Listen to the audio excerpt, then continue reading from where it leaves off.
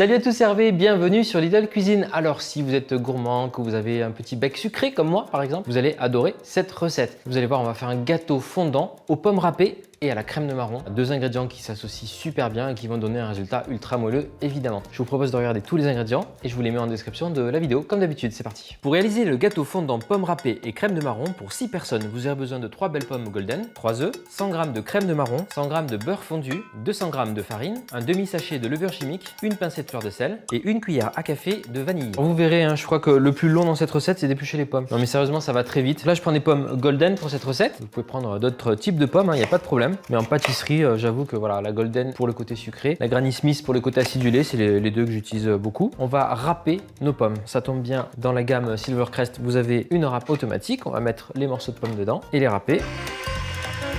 Une fois que vous avez râpé toutes les pommes, c'est une petite étape qui est importante. On va faire une pré-cuisson de la pomme au micro-ondes. Déjà, ça va permettre d'enlever un peu du jus de la pomme. Sinon, vous allez avoir un gâteau trop mouillé. La pâte va rester vraiment dense. Et la pré-cuisson, ça permettra de cuire le gâteau aussi un peu moins longtemps au four derrière. 2 petites minutes au micro-ondes et on enlèvera le jus pour le gâteau. On va continuer avec la crème de marron. Ça, il faut vraiment m'arrêter parce que je suis capable de le manger avec la cuillère. J'adore ça. Donc là, aujourd'hui, la crème de marron va nous servir de sucre pour le gâteau et apporter du moelleux. Donc on part sur 100 g de crème de marron et je vais ajouter donc les œufs, 3 œufs entiers. C'est facile, on va tout battre ensemble. Alors, même si en général, et comme c'est le cas ici, la crème de marron est vanillée, j'aime bien renforcer le côté vanillé en ajoutant alors soit de la vanille en poudre. Alors ça peut être par exemple des gousses que vous avez déjà utilisées, donc il n'y a plus les graines. Vous les avez rincées, vous les laissez sécher et vous pouvez les mixer pour faire de la poudre de vanille. Parce qu'il y a quand même encore de l'arôme de vanille dans la gousse. Sucre vanillé, extrait liquide, tous les extraits de vanille possibles fonctionnent dans cette recette. Donc enfin, le beurre fondu. Petite astuce sur le beurre. Si vous voulez un gâteau plutôt diète, avec le beurre là, c'est sûr qu'on n'y est pas exactement. On est sur un gâteau plutôt gourmand qui va être bien moelleux. Mais vous pouvez aussi partir sur de la courgette râpée dans ce gâteau à la place du beurre. C'est très simple, vous râpez l'équivalent du beurre. Ça fait à peu près une demi-courgette pour être clair.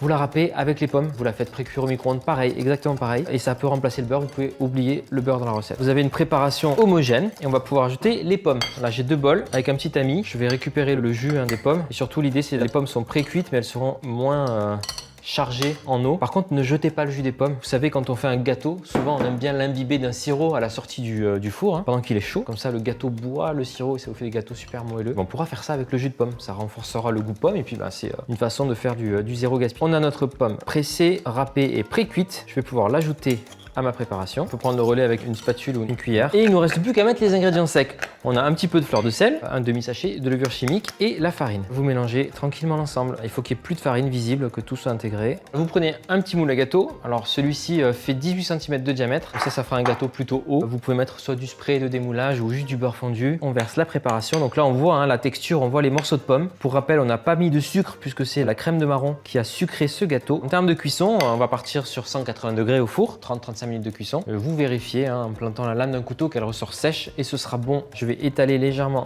la pâte. On est prêt à enfourner. À la maison, moi ce que j'aime bien faire, j'avoue, c'est mettre toujours un peu des amandes effilées ou des noisettes concassées sur mes gâteaux avec un petit peu de cassonade qui va pas fondre et qui va donner une petite couche croustillante sur le gâteau. Pensez-y si vous avez envie de faire quelque chose d'encore plus gourmand. Allez hop, c'est parti.